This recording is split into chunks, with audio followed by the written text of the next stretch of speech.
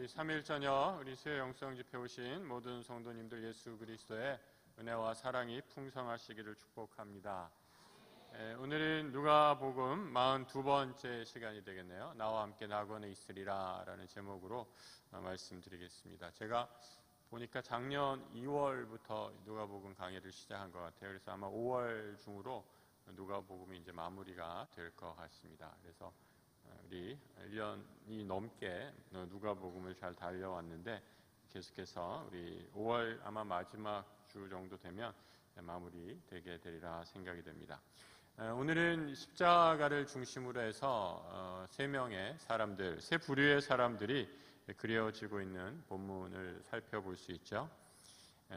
세 사람이 어떤 사람인가? 한 사람은 십자가를 진 사람, 한 사람은 또 한 부류의 사람은 구경꾼, 그리고 또 한 부류의 사람은 비방꾼이다 라고 이렇게 세 부류의 사람을 오늘 말씀을 통해서 찾을 수 있습니다.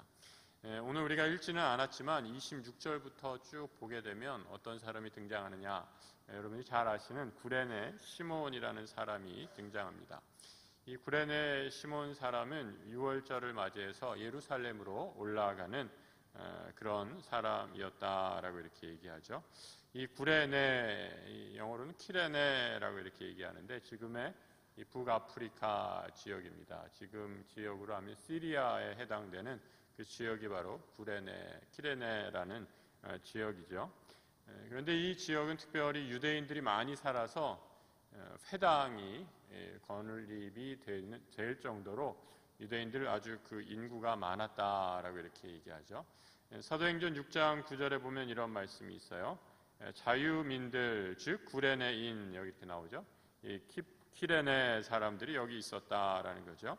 우리 알렉산드리아인 길리기아와 아시아에서 온 사람들이 회당에서 어떤 자들이 일어나 스데반과 논쟁할세. 그러니까 이 스데반 집사 얘기를 하면서 이 지역에 있던 많은 회당에 모였던 사람들 중심으로 해서 이 스데반 집사와 언쟁을 벌였던 얘기들이 나오는데 그 가운데 이 키레네, 구레네 사람들이 있었다라는 거죠. 이 구레네 지역에 유대인의 회당이 있었고 이 정기적으로 모였다라는 것은 그만큼 이 이민자들, 그러니까 뭐 우리가 미국에 사는 교포, 미국 교포 얘기하듯이 이 구레네 지역에 사는 유대인들의 수가 그만큼 많았다라는 거죠. 그래서 아마 이 구레네 시몬이 있는 그 유대교 회당을 통해서 하나님을 만나게 되고 말씀을 접했으리라 생각을 합니다. 그리고 유대교 절기에 따라 6월절에 예루살렘으로 올라가게 되다가 십자가에 이 골고다 언덕으로 올라가시는 예수 그리스도를 만나게 되죠. 그리고 그 무리를 보다가 엉겹결에 그야말로 십자가를 지게 되는 것이 바로 구레네 시몬이다라는 인물이죠. 그런데 여러분, 이 구레네 시몬이 그 이후에도 계속해서 성경에 믿음의 성장을 이루어내는 그런 자취들을 볼 수 있습니다. 이 마가복음을 보면 이 구레네 시몬의 자녀들의 이름이 나옵니다. 그 자녀가 누구인가? 이 구레네 시몬은 알렉산더와 루포의 아버지다라고 이렇게 나오고요. 이 루포라는 이름이 또 어디에 등장하는가? 로마서 16장에 보면 이렇게 나와 있어요. 주 안에서 택하심을 입은 루포와 그의 어머니에게 문안하라. 그의 어머니는 곧 내 어머니다라고 이렇게 얘기하고 있죠. 그러니까 구레네 시몬의 아내가 누구입니까? 이름은 안 나와 있죠. 그리고 구레네 시몬과 아내가 있고 그 사이에서 낳은 아들이 루포고, 이 루포의 어머니가 바울이, 그러니까 구레네 시몬의 아내가 되는 사람이죠. 이 아내 되는 사람을 향해서 바울이 루포의 어머니는 곧 나의 영적인 어머니와 같은 사람이다라고 이렇게 말할 정도로 초대교회에 바울의 선교에 있어서 굉장히 중요한 역할을 했던 인물이다라고 이렇게 말씀드릴 수 있습니다. 여러분, 구레네 시몬은 십자가의 길을 혼자 걸었어요. 하지만 그 길을 혼자 걷지 않고 후에 그의 온 가족들을 주께로 인도하는 놀라운 역사를 이루어냈다라는 거죠. 우리 사도행전에 옥문이 열리고 이 옥문을 지키던 관수가 자결을 하려고 할 때 바울과 실라가 말리면서 뭐라고 얘기하죠? 주 예수를 믿으라, 그리하면 너와 네 집이 구원을 받으리라 라고 이렇게 말씀하지 않습니까? 구레네 시몬이 혼자 십자가를 지고 걸어갔지만 그 십자가의 길이 그의 온 가정을 구원한 구원의 길, 믿음의 길이었다라는 말씀입니다. 여러분 혹시 이 자리에 나오신 분들 중에 나 혼자 우리 가정에서 믿음의 길을 걸어가시는 성도님들 계십니까? 그 믿음의 길이 때로는 고난의 가시밭길이고 여러 가지 환난과 어려움이 있는 길일 수도 있습니다. 그런데 그 어려움이 있다 할지라도 그 어려움과 고난을 이겨내시고 내 믿음으로 또 하나님께서 주신 이 길을 믿음으로 걸어갈 때, 십자가를 지고 걸어갈 때 구레네 시몬처럼 그와 온 가정의 권속들이 하나님 나라를 위해 귀한 쓰임을 받는 놀라운 역사가 이루어지기를 주님의 이름으로 축복합니다. 이 두 번째 부류의 사람, 구경꾼들이죠. 오늘 35절 이하에 이렇게 말씀하고 있어요. 우리 같이 한번 읽어보겠습니다. 백성은 서서 구경하는데 관리들은 비웃어 이르되 저가 남을 구원하였으니 만일 하나님이 택하신 자 그리스도이면 자신도 구원할지어다 하고 군인들도 희롱하면서 나와 신포도주를 주며 이르되 내가 만일 유대인의 왕이면 내가 너를 구원하리라 하더라. 그 위에 있는 유대인의 왕이라 쓴 패가 있더라. 또 한 부류의 사람, 어떤 사람입니까? 구경꾼이다라는 거죠. 예수 그리스도 주님이 십자가를 지는데 많은 백성들이 그 십자가를 구경하려고 서 있었다라는 겁니다. 여러분 구경꾼 어떤 사람들이죠? 불난집 구경하며 재미로 모인 사람들입니다. 하나님의 아들 예수 그리스도가 십자가에 못 박혀 돌아가시는데 이것을 구경하겠다라고 모여있는 사람이죠. 여러분 신앙을 구경하면서 한다라면 얼마나 안타까운 일입니까? 예수를 구경하듯이 남의 집 불구경하듯이 신앙생활하면 이것만큼 안타까운 일이 없어요. 제가 말씀을 준비하면서 속담을 하나 찾아봤는데 그런 속담이 있더라고요. 구경과 관련된 속담이 이런 속담이 있더라고요. 굿 구경하고 떡이나 받아 먹어라. 그런 속담 아세요? 굿 구경하고 떡이나 받아 먹어라. 굿 구경하면 떡 하나 나온다라는 거죠. 그래서 굿판 벌리면 괜히 가서 칼춤 추고 이러는데 옆에서 이렇게 있으면 떡이라도 하나 얻어 먹을 수 있다라는 거죠. 여러분 십자가 구경하고 구원의 떡이나 챙겨 먹으려고 신앙생활하는 사람, 여러분 이런 태도로는 결코 복을 받지 못하죠.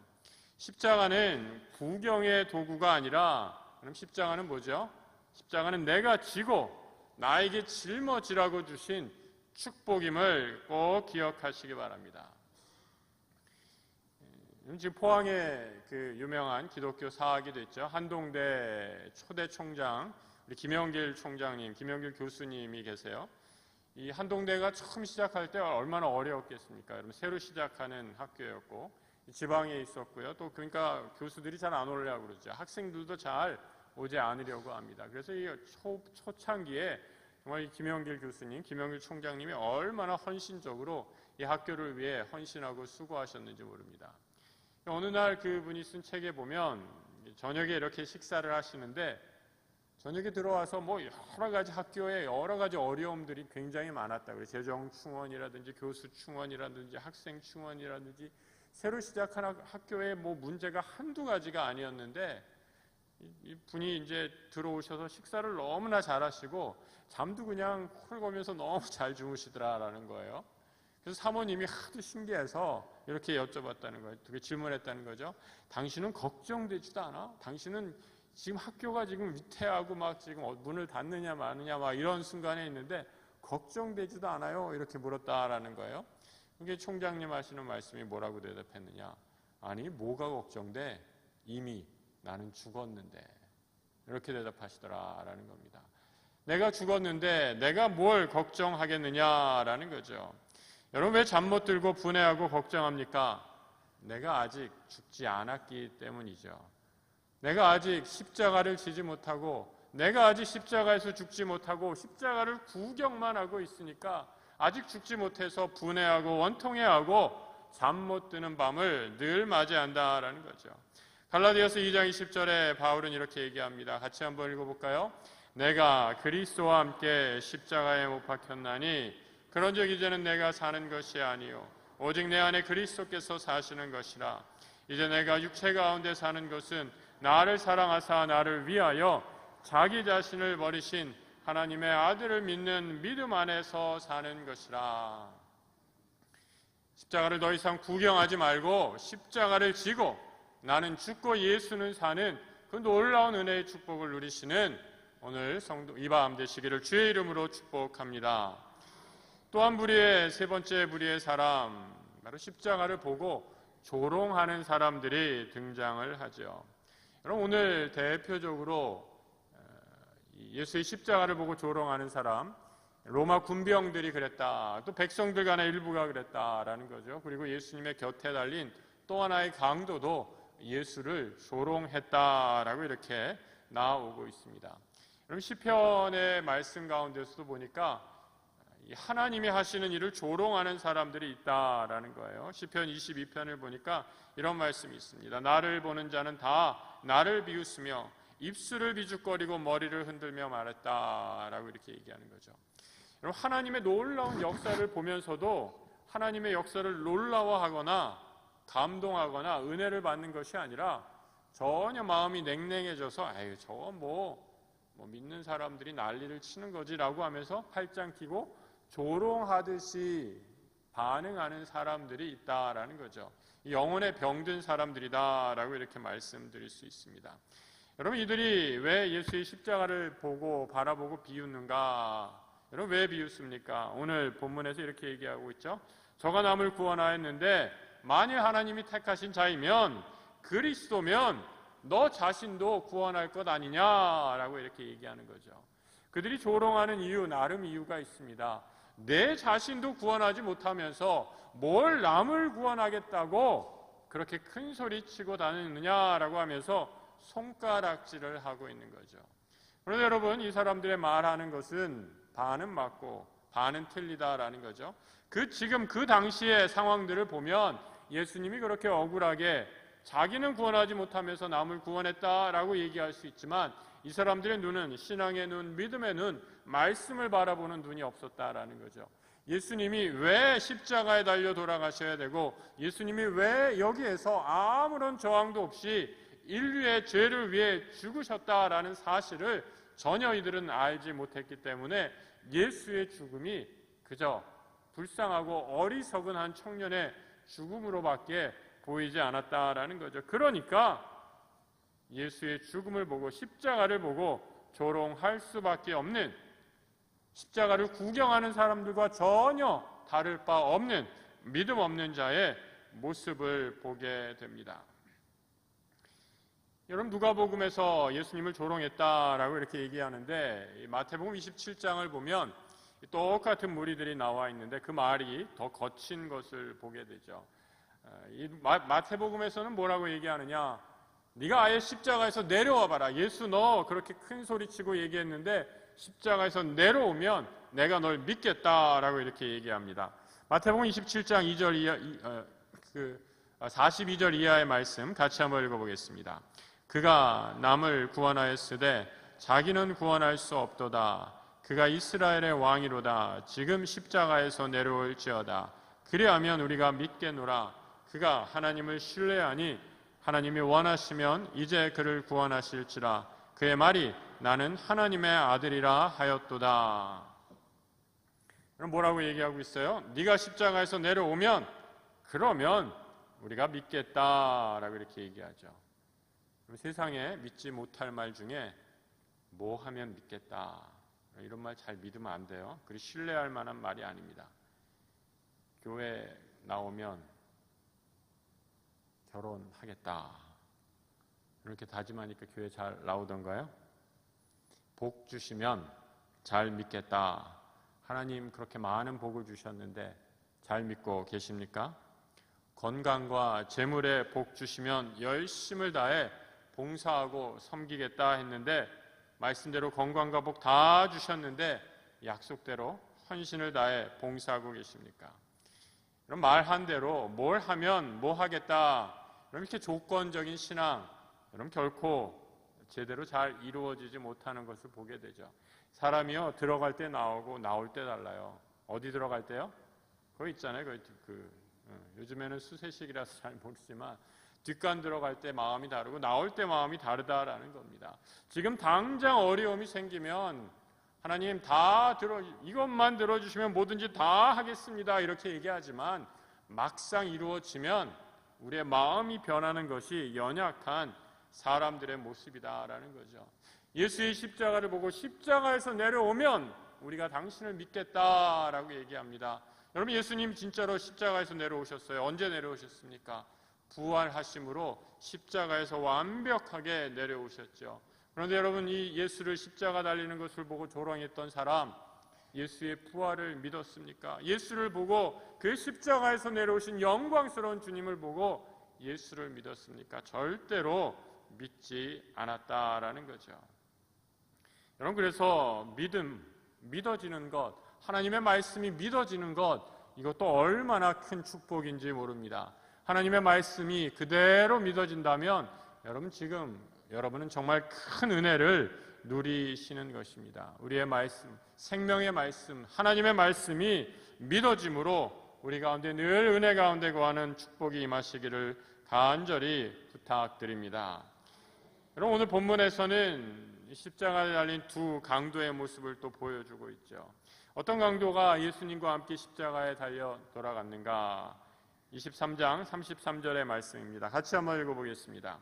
해골이라 하는 곳에 이르러 거기서 예수를 십자가에 못 박고 두 행악자도 그렇게 하니 하나는 우편에 하나는 좌편에 있더라 라고 얘기하죠.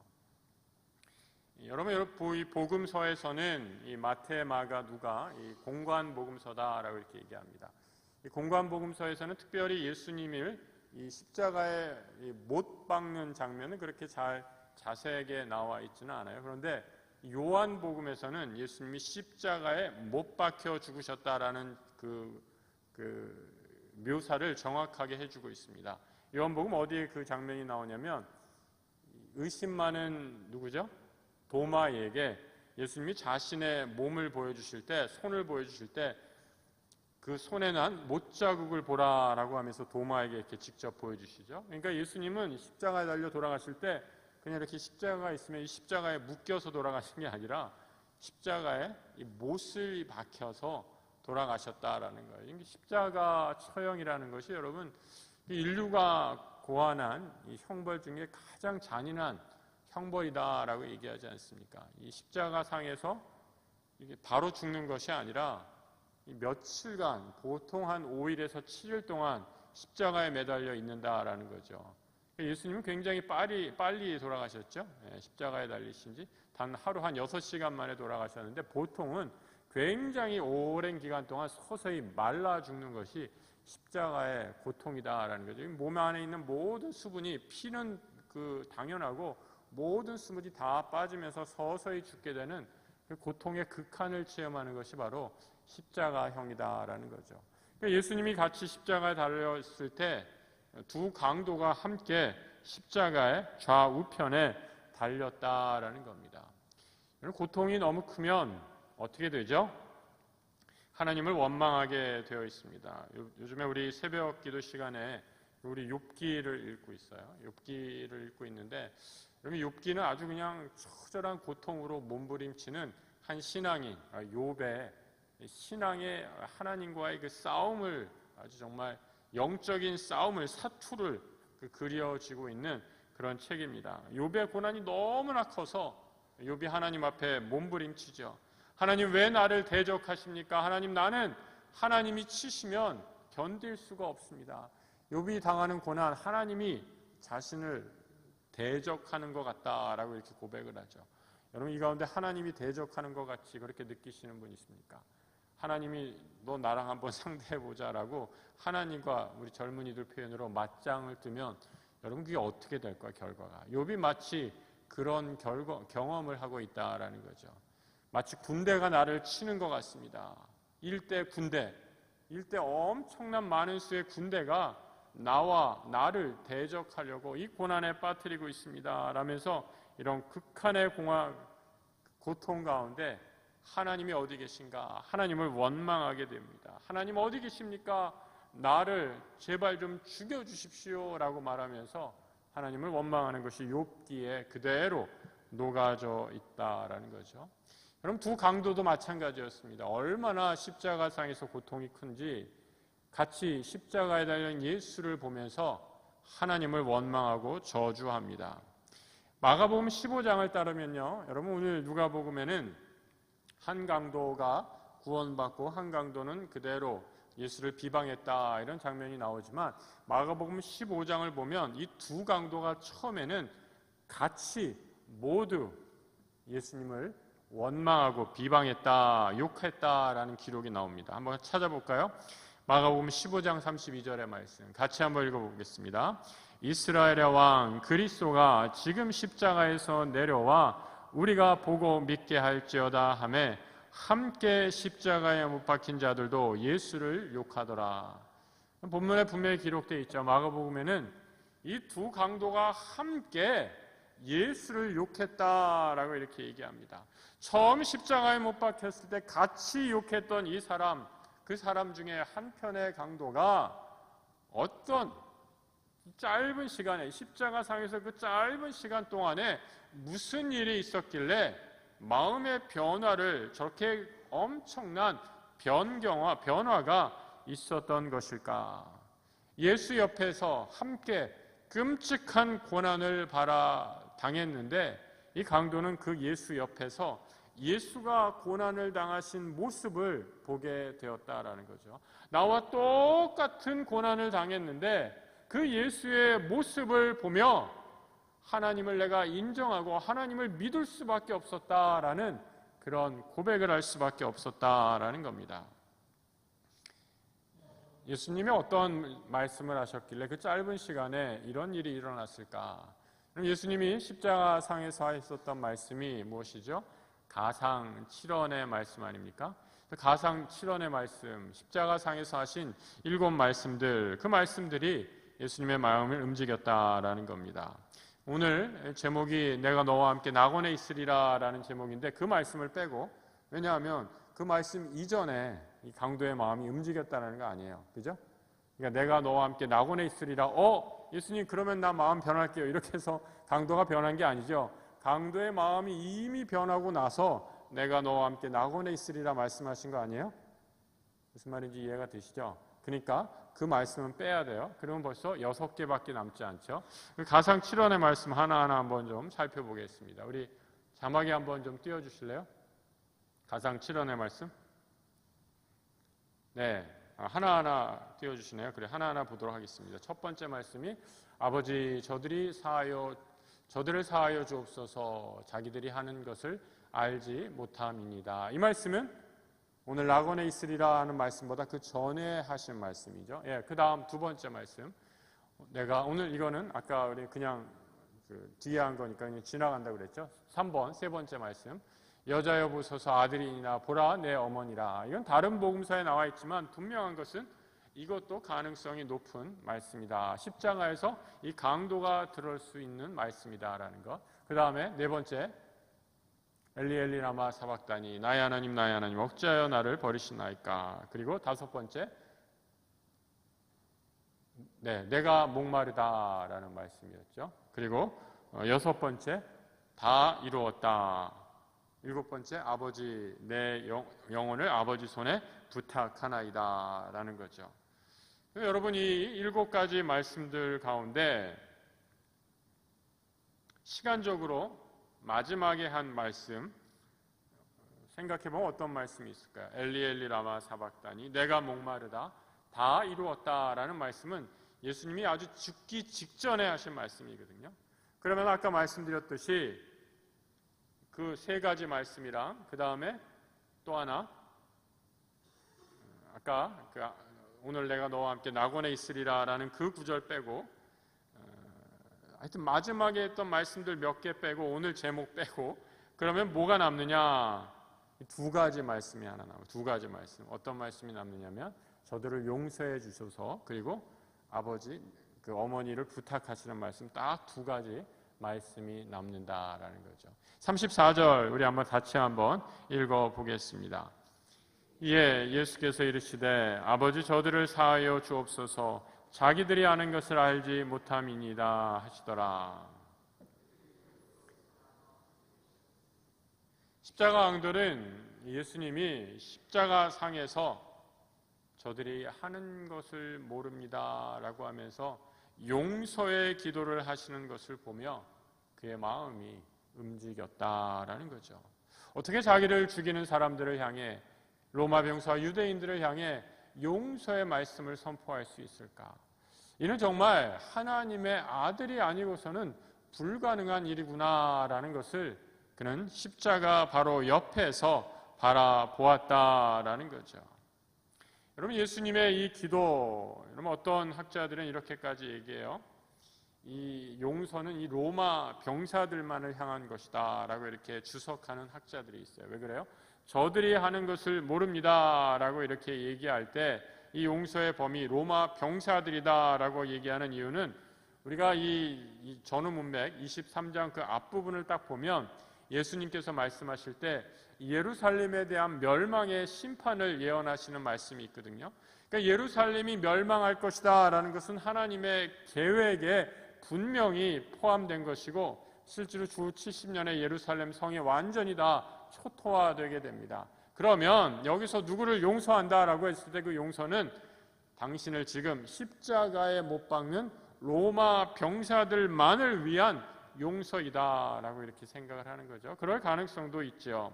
그리고 또 하나는 이제 심판이 예정되었기 때문에 아까 말씀드린 것처럼 로마 군인들에만 해당되었다라는 것이고 또 하나는 유대인들은 자신들이 하는 일을 절대 모르지 않고 예수를 십자가에 못 박혔기 때문이다. 이런 이유를 대서 이 용서는 로마 군인들을 향한 용서다라고 이렇게 얘기하고 있습니다. 그런데 여러분 이 이론은 예수님의 구원, 용서의 범위를 굉장히 축소시키는 거죠. 여러분 저들이 하는 짓을 모르고 있습니다 라는 말은 왜 로마 군인들 뿐이겠습니까? 유대인들 그리고 온 인류의 죄, 예수께서 어떤 분이신지 모르고 그 자리에 있는 사람들 그리고 거기에 동조한 유대인들 그리고 다음 세대 그 이전 세대 모든 사람들 예수를 모르고 십자가에 못 박힌 온 인류를 향한 예수 그리스도 하나님의 아들의 용서의 기도가 그 안에 들어있다라고 보는 것이 맞을 것입니다. 로마 군인들은 다만 명령에 따라서 예수를 십자가에 달려 죽이게 됩니다. 그리고 주님은 저들이 하는 짓을 모릅니다 라고 하면서 그들을 위해 중보의 기도를 드리게 되죠. 성경에 보면 예수님처럼 기도했던 사람이 또 누가 있나라고 살펴보니까 대표적으로 스데반 집사가 있었어요. 사도행전의 7장에 보면 돌을 던져서 복음을 전한다라는 이유로 돌을 던지는 스데반 집사가 자신을 죽이는 그 적들을 향해 저들의 죄를 저들에게 돌리지 마옵소서라고 이렇게 기도하는 장면이 나옵니다. 사도행전 7장 59절 이하의 말씀 같이 한번 읽어볼까요? 그들이 돌로 스데반을 치니 스데반이 부르짖어 이르되 주 예수여 내 영혼을 받으시옵소서 하고 무릎을 꿇고 크게 불러 이르되 주여 이 죄를 그들에게 돌리지 마옵소서. 자신을 대적하고 죽이려는 사람을 용서할 수 있는 중보의 기도, 여러분 이 기도 얼마나 위대한 기도입니까? 예수님이 하나님의 아들이다라는 것을 분명히 십자가의 한 강도가 받아들일 수밖에 없었던 것은 우리 주님이 말씀하신 대로 사셨던 분이기 때문입니다. 예수님의 산상 설교 혹은 누가복음에서는 평지 설교다라고 이렇게 얘기하는데 그 평지 설교의 한 대목 가운데 이런 말씀이 있죠. 너의 이 뺨을 치는 자에게 저 뺨도 돌려대며 내 겉옷을 빼앗는 자에게 속옷도 거절하지 말라. 여러분 우리 주님은 이런 마음으로 사셨어요. 이 세상을 섬기기 위해 죄인들을 용서하시기 위해 자신의 모든 것을 다 내어주시면서 십자가의 길, 고난의 길, 인류의 죄를 대속하기 위한 그 길을 걸어가신 분이라면 그것을 강도가 바라보면서 마음이 안 변하는 것이 오히려 이상하지요. 또 하나의 말씀은 무엇입니까? 말씀드렸던 것처럼 여자여 보소서 아들이다 보라 내 어머니이다 라는 말씀이죠. 요한복음의 말씀입니다. 십자가상에서 우리 주님은 마지막에 자신의 몸이 다 고통 가운데서 죽어갈 때도 마지막 남은 어머니를 부탁하는 예수의 모습을 보게 됩니다. 그럼 내가 정말 아플 때는요, 내가 정말 아플 때, 내가 정말 극한 고통하게 있을 때는 남편, 자식, 누구 생각나지 않아요.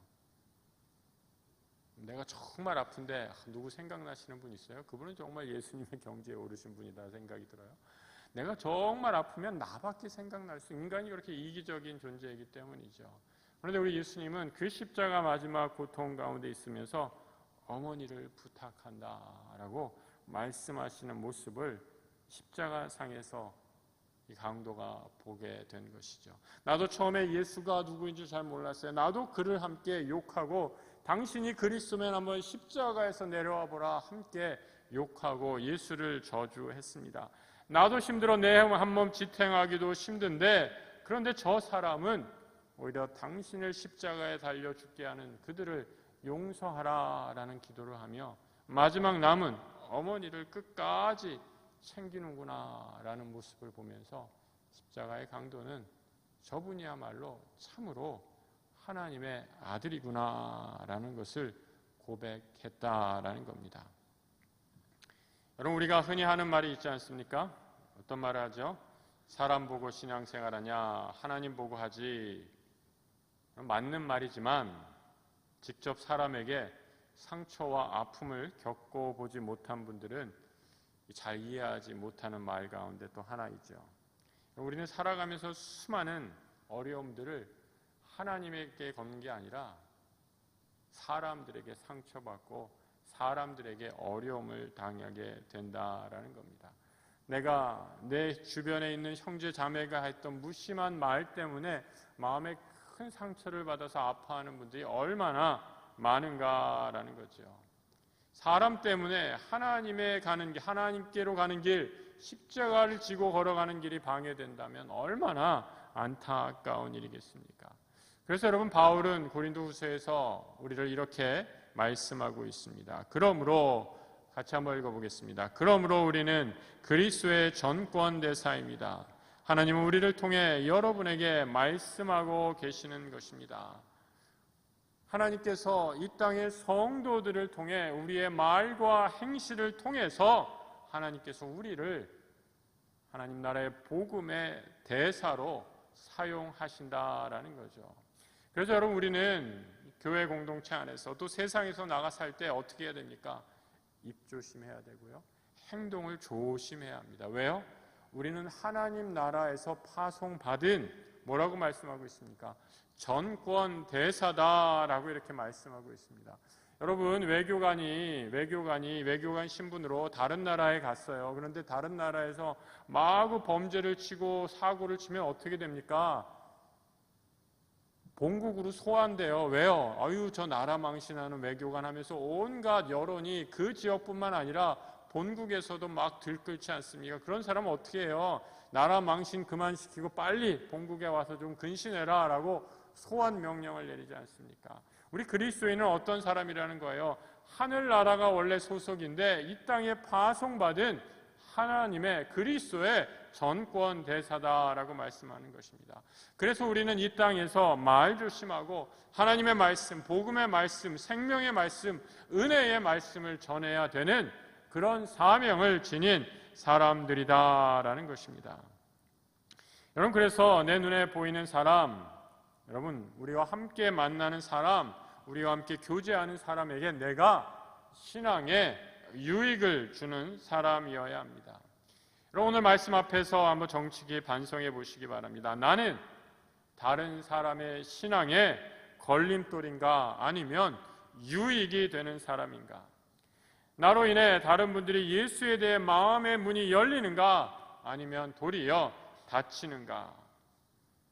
나로 인해 마음이 열리는 축복이 있어야 우리 교회가 복받고 성장하는 놀라운 역사가 있는 줄을 믿습니다. 그럼 옆에 있는 분, 내가 늘 만나는 분, 뭐 얼굴 한번 보세요. 옆에 분들 보시면 마음이 더 따뜻해지시죠? 옆에 분들 때문에 정말 예수 더 잘 믿어야겠다, 내 말과 행실을 더 조심해야겠다, 그런 생각이 드십니까?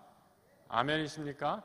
그러면 여러분, 우리는 예수님께서 이 땅에서 행하셨던 그 사역을 그대로 우리도 행하는 것입니다. 하나님 나라의 전권대사의 역할을 신실히 하시는 우리 성도들 되시길 주의 이름으로 축복합니다. 이 모든 순간에 십자가상에서 예수의 모습을 보고 회개를 한 한 강도, 나머지 그 옆에 있는 또 다른 강도를 향해 이렇게 얘기하죠. 오늘 본문 40절의 말씀이죠. 같이 한번 읽어보겠습니다. 하나는 그 사람을 꾸짖어 이르되 내가 동일한 정죄를 받고서도 하나님을 두려워하지 않느냐. 두 강도가 있습니다. 두 강도 다 십자가에 못 박혀 죽을 만큼 세상적인 기준으로는 마땅한 죄인들이고 악당들입니다. 그런데 한 사람, 예수를 여전히 조롱하고 너 스스로 십자가에 구해보라 라고 조롱합니다. 신성모독의 말을 그대로 하고 있죠. 하나님의 아들이 누구인지, 예수 그리스도가 누구인지, 그리고 자신이 하는 말이 어떤 말인지도 모르고 내뱉고 있습니다.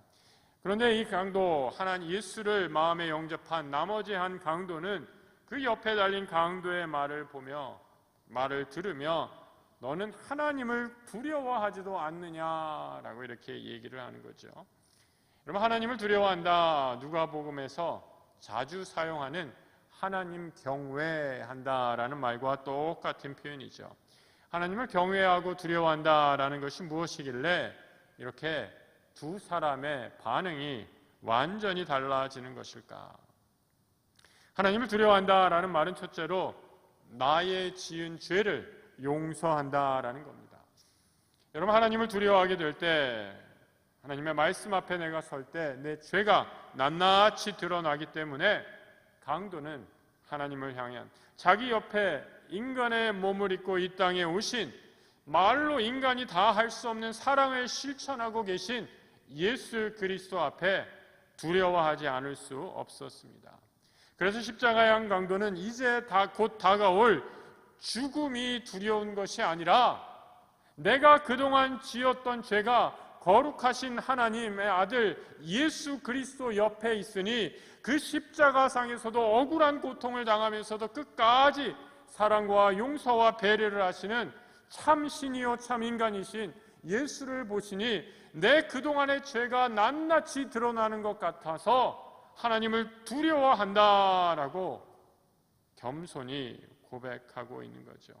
죽음이 무서운 것이 아니라 내가 지금까지 지었던 죄가 두려워 벌벌 떨고 있다. 그리고 이를 깨닫고 남은 한 강도를 나무라게 되는 거죠. 그럼 41절과 42절에 이 강도가 뭐라고 또 얘기합니까? 같이 한번 또 읽어봅니다. 우리는 우리가 행한 일에 상당한 보응을 받는 것이니 이에 당연하거니와 이 사람이 행한 것은 옳지 않은 것이 없느니라 하고 이르되 예수여 당신의 나라에 임하실 때에 나를 기억하소서. 강도는 마땅히 나의 행한 죄, 그 죄에 대한 상당한 보응, 정확한 죄값을 치르는 것이다 라고 이렇게 얘기를 합니다. 하지만 이분은 나와 함께, 우리와 함께 달리신 이분은 죄가 없으신 분 아닌가. 그러면서 주님, 당신의 나라가 올 때에 나를 기억해 달라라고 말씀합니다. 그날과 그 시, 당신의 나라가 임하실 그날과 그 시 나는 도무지 알지 못합니다. 하지만 그날과 그 시가 반드시 올 것인데 그때에 나를 기억하소서라고 말할 때, 여러분, 이 예수님께서 이 강도에게 뭐라고 얘기하십니까? 오늘 제목이죠. 오늘 내가 나와 함께 낙원에 있으리라 라고 말씀합니다. 강도의 청이 지금 여기 오늘 임했다라고 얘기하죠.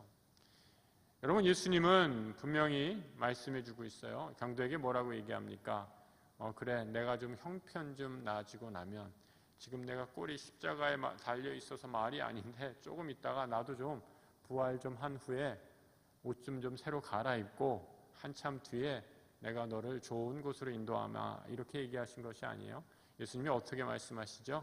지금 내가 나와 함께 낙원에 있으리라 라고 말씀합니다. 여러분, 낙원이다라는 말, 파라데이소스, 영어로 파라다이스라고 이렇게 표현하는 말이죠. 파라다이스. 구약에서도 낙원이 몇 번 등장을 합니다. 구약에서의 낙원은 특별히 의인들이 거하는 장소가 낙원입니다. 이사야에서 보니까 대표적으로 이 낙원이라는 단어가 사용이 되었어요. 이사야 51장 3절의 말씀 같이 한번 읽어보겠습니다.